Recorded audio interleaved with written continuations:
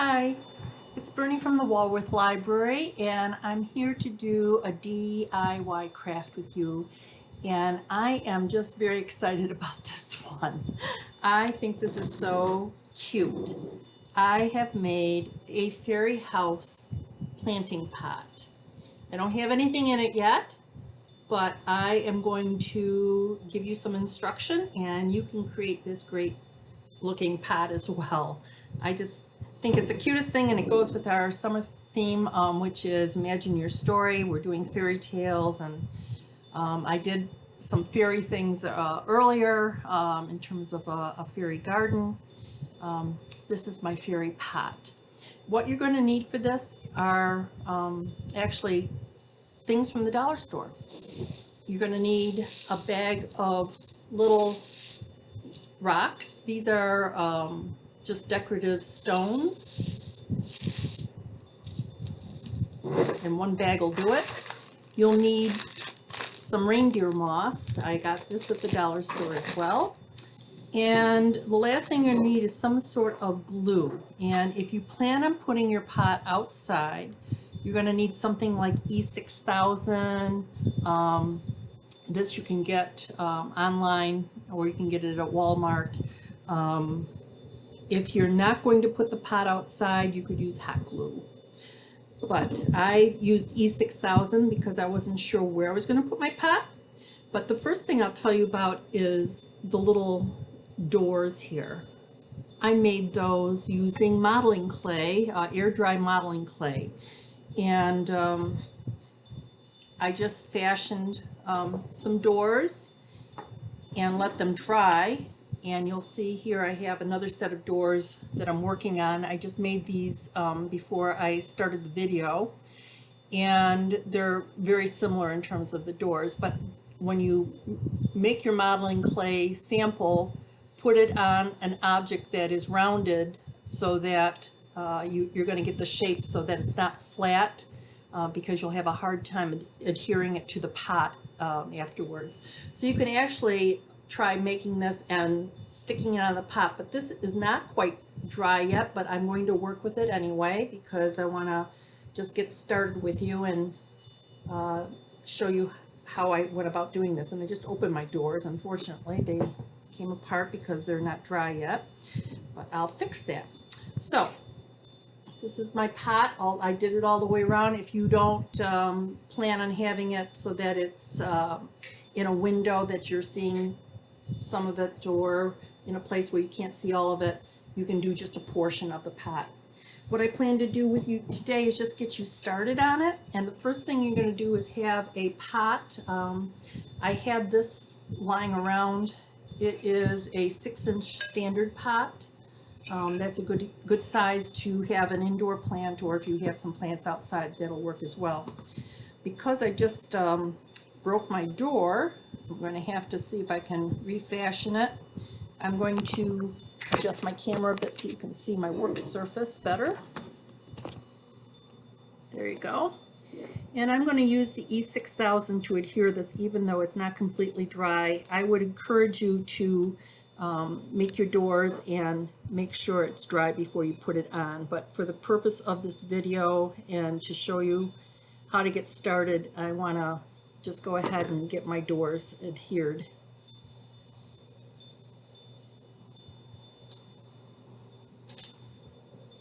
And this E6000 is terrific glue. It really will stick and hold up. Now you can see, you start by putting your doors on, and then you're going to start placing your stones. And I will tell you right now that you're not going to do this whole project in one sitting, because the stones will slide if you try to do that. So what I'm going to do first is find some stones that I want to put around my door frame.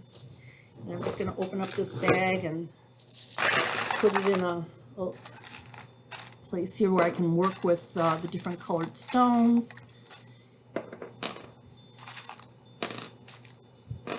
And I try to find ones that are flat-sided as much as possible to put around the door, just looks a little bit more realistic to me. But it's your fairy house planter, and you can do whatever you like. So once the doors are situated, I'm going to start putting some glue right along the door frame and start placing my stones.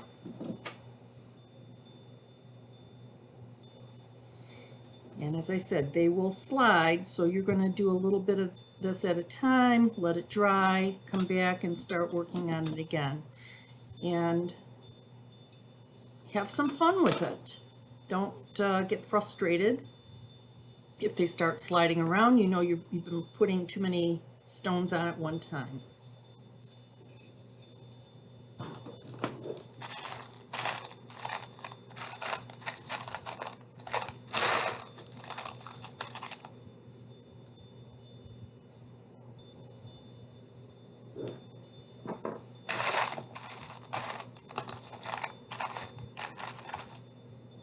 I got a message from my niece. She's been watching some of my videos online, which has encouraged her to start crafting again.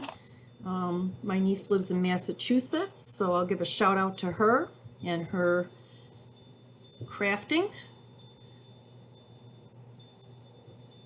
And I'm glad that I inspired her to do a little bit more DIY around the house. That's great. I think this is quite relaxing, and Lord knows that we could use something relaxing with all this stuff that's going on in the world right now.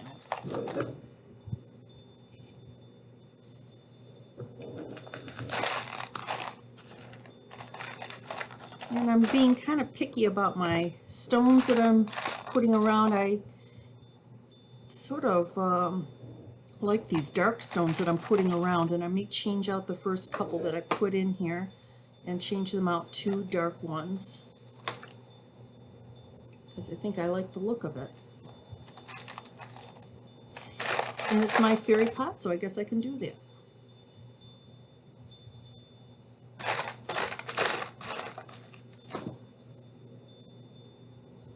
This one's kind of a two-tone. I think I'm going to use that.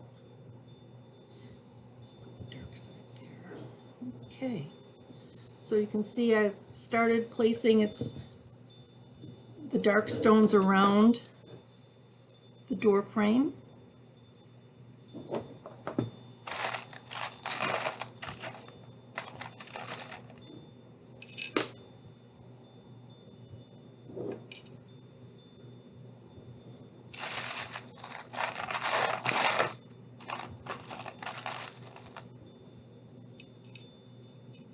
The bulk of your cost of this craft is going to be the pot that you use, and I would suggest you use a clay pot, not a plastic pot for this, just because the stones are heavy, and once you start building your layers here, I think you're going to want something a little bit more substantial than a plastic pot.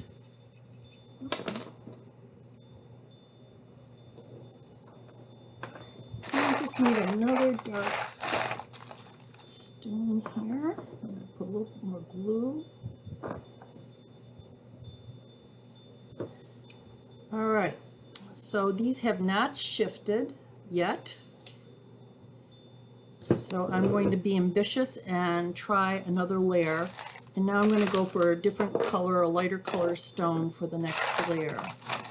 And obviously you can do whatever you feel aesthetically looks good. Whoops, there goes my first stone. And as I said before, you can't get frustrated with this. You know that's going to happen. I got to find my black stone and put it back in there.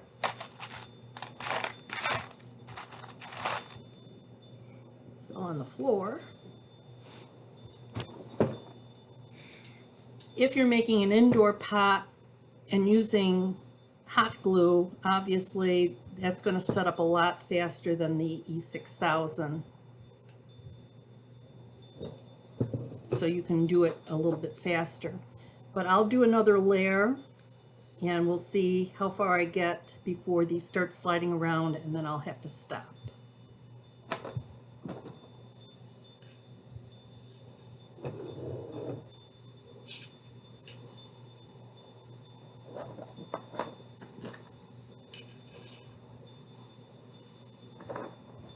And you're probably wondering, what are you going to do in terms of how are you going to attach the reindeer moss?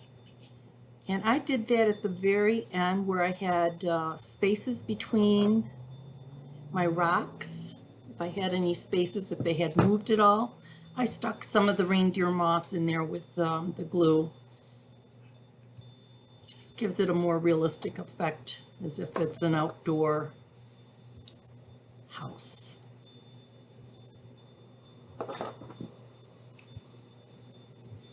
And I know these are going to start sliding around because I'm on a curve right now.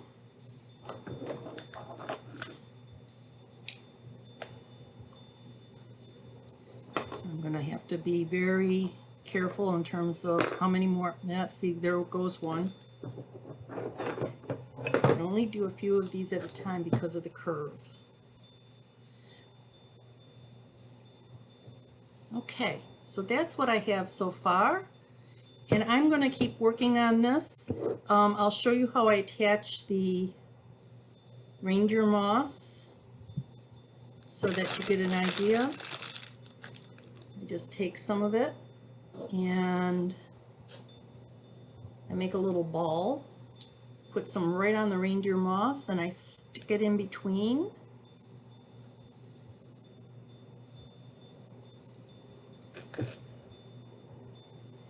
And I'll do that after the fact, after I get my stones glued on, so that any chinks or any holes that are in there, that's a natural place for the reindeer moss to go. But I wanted to show you, just make it into a little ball, put some glue on it, and stick it in there. You might use a pencil to kind of tap it down a little bit, just so it gets good contact. But I like the fact that I have a loose piece here that I'll just kind of curl it around, and then I'll put another stone up on top so it looks like it's growing in between. But you can see these stones want to move because it's on a curve, and that's why I say you're going to have to do this in stages.